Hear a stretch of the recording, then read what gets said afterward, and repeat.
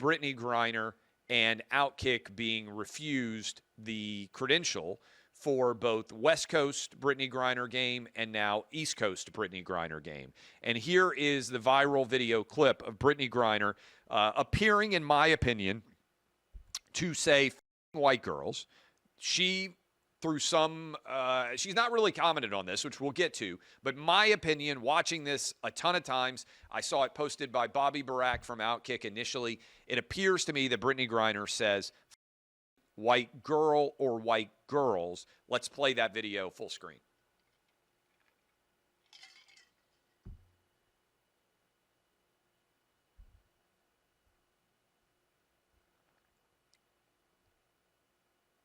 Okay, we played it like 3 different times for you there.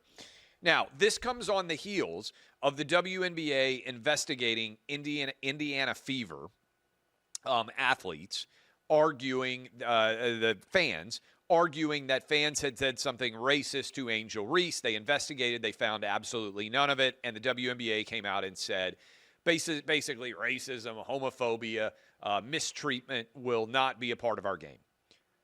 How are you not investigating Brittney Griner?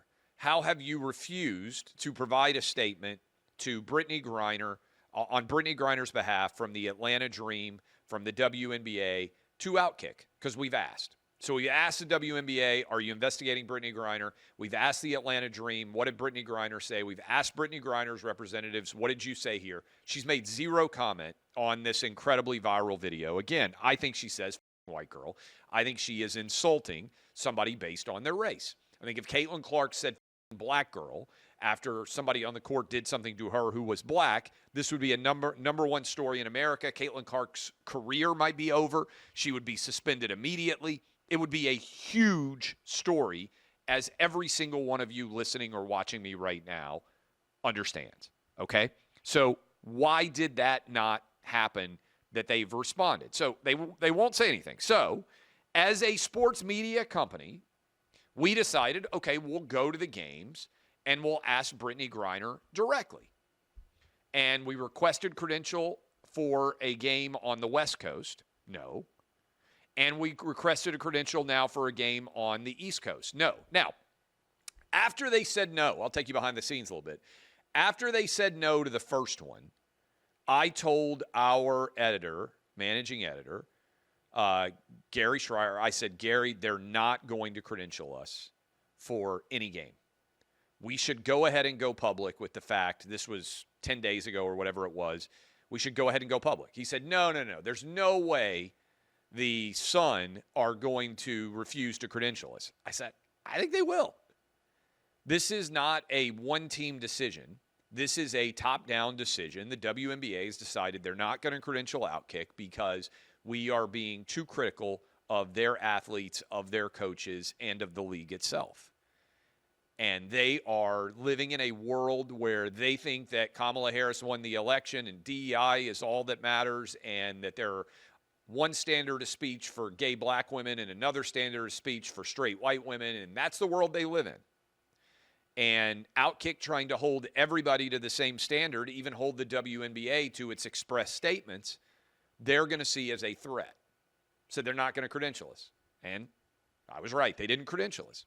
But I do think, and by the way, I don't know how many places are covering our not being credentialed, but I said yesterday, as we got ready to share this story on the morning, I said, look, I think it's important that, and I'm going to lay it out for you, the NFL, we have ripped NFL players and teams and coaches and executives to the high heavens.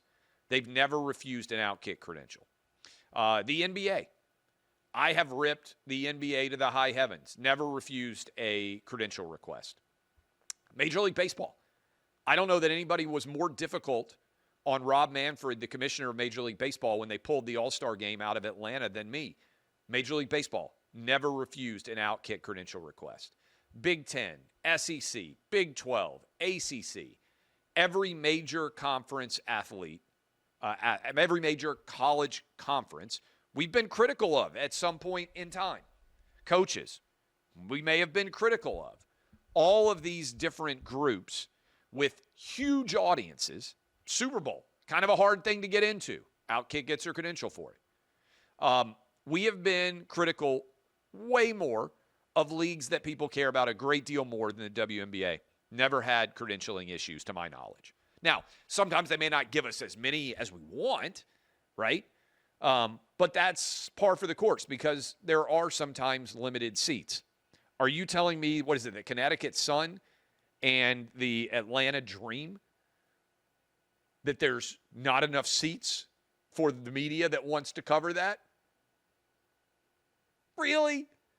Really? You can't fit OutKick in?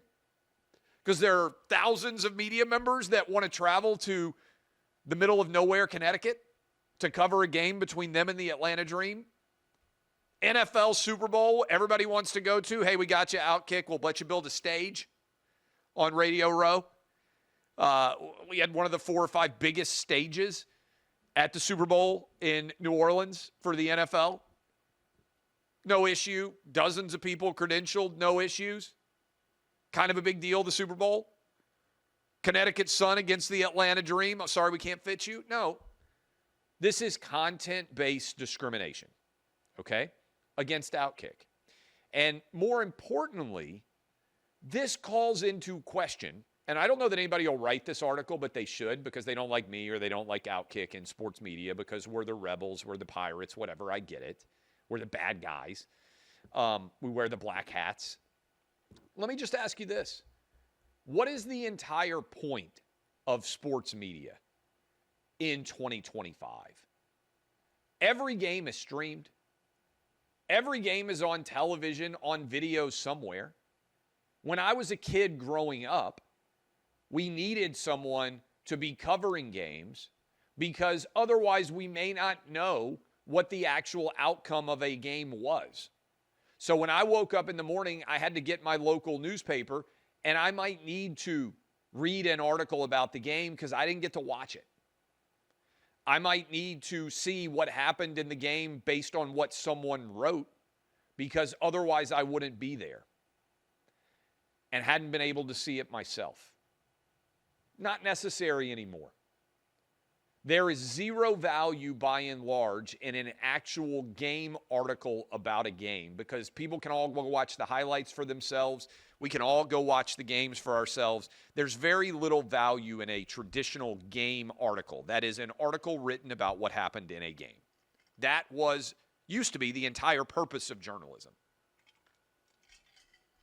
From a sports perspective, guy writes up what happens in game for huge audience that might not otherwise be able to see that for themselves. That's why the press box exists. What's the point of sports media today? The only possible reason for the existence of sports media today, for the job itself to be a thing, is so people can be asked, players, coaches, owners, they can be asked about things that happened in the game or things that they have said related to the game in some way. Maybe sometimes off the court related questions. That's the only purpose of having media there. What does it say about the media that cover the WNBA that not one of them has asked Brittney Griner about a mega viral millions of views clip where she appears to insult white girls in the wake of the WNBA saying that some fan, which wasn't true, in the Indiana Fever audience said something racist. They had press conferences, they answered questions, they were asked about it.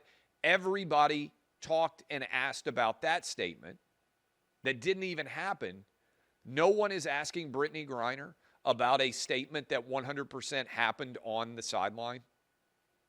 And what does it say about those WNBA media members? They're not actual media members. They are simply propagandists. They're there to try and be essentially the same kind of media as it pertains to as the people who told you Joe Biden was fine. We've got another article up right now that we've written where the NBA was asked about why they did not allow us to go to the game. And Anyway, I just think this is super interesting about what's going on, and I think it calls into question the very reason for the existence of sports media itself. And if you are a member of the sports media, why does your job exist? Honestly, I get it if you're calling a game, if you're on the sidelines doing a sideline report. I'm not calling into question the jobs of people who are putting on the games. I'm talking about the vast majority of sports media that is not involved with the actual broadcast. What is your job? What value add are you providing? You're not actually in any way a reporter or journalist at all. You're just a propagandist, and you're not even providing anything of value. You know, back in the day, and this is important. You know, look, I've got a business. Used to. I sold it. But back in the day, when I was a kid, it was important to me that the Nashville Tennessean, my local newspaper, which now is a complete joke of a newspaper, it's crap, it's worthless. But when I was a kid, I would get up every morning, I would go to the sports section, and I would want to know what the beat writer who was from the Nashville Tennessean that was covering the University of Tennessee Volunteers, my favorite team, had to say about the basketball or football teams or whatever games are going on, recruiting. I wanted to read their article every day. And some kid in Knoxville, Tennessee wanted to do the same thing. And some kid in Memphis, Tennessee did. And probably Jackson, Tennessee, Chattanooga, Tennessee. I don't know how many newspapers there were with individual beat writers reporting on the University of Tennessee. Probably 6 or 7 of them, at least, for the newspaper. Maybe more. Certainly local broadcasters, all those different things, okay? I cared about that immensely. Why do those jobs need to exist now? If you're not providing, this is a question for anybody that wants to work in sports media. They had unique access to newsmakers, and they could report what those newsmakers said, and otherwise I would never know when I was a kid growing up.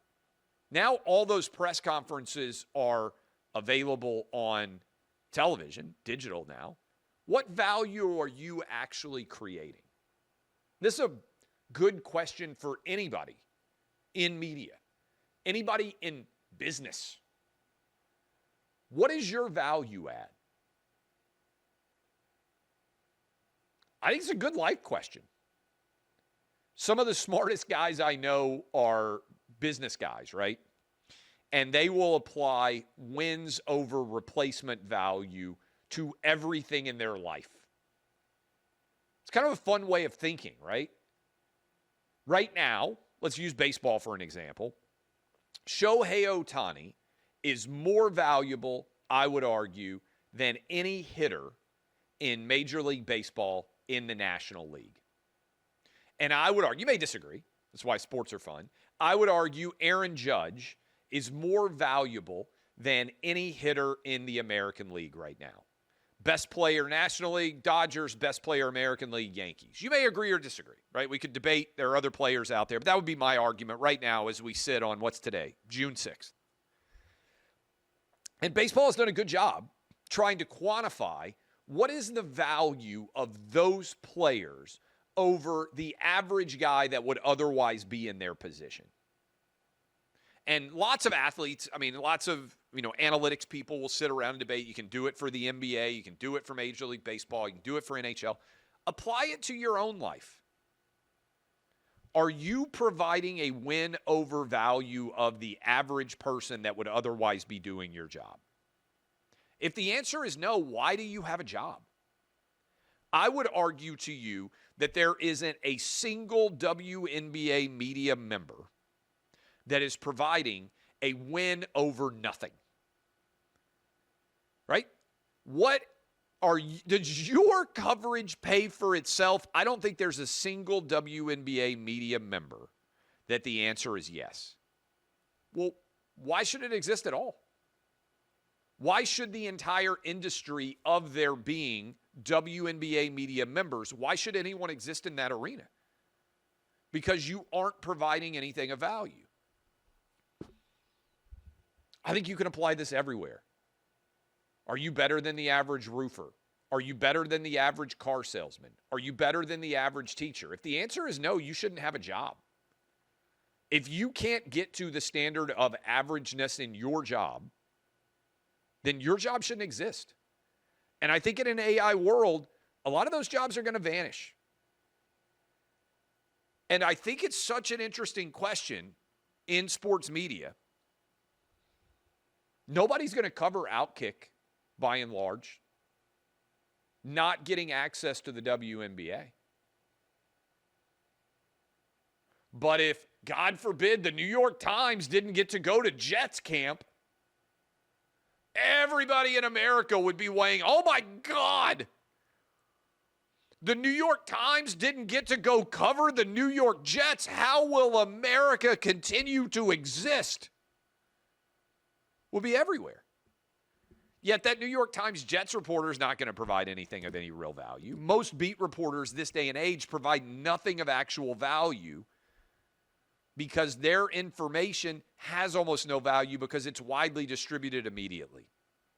The kid that I was that had to wake up to read what the local beat writer said about the Knoxville, Tennessee, University of Tennessee, my favorite team growing up, athletes, they had a premium product that was not widely distributed. I had to buy the newspaper to see what they said. All I got to do now is put on the freaking press conference and watch it for myself.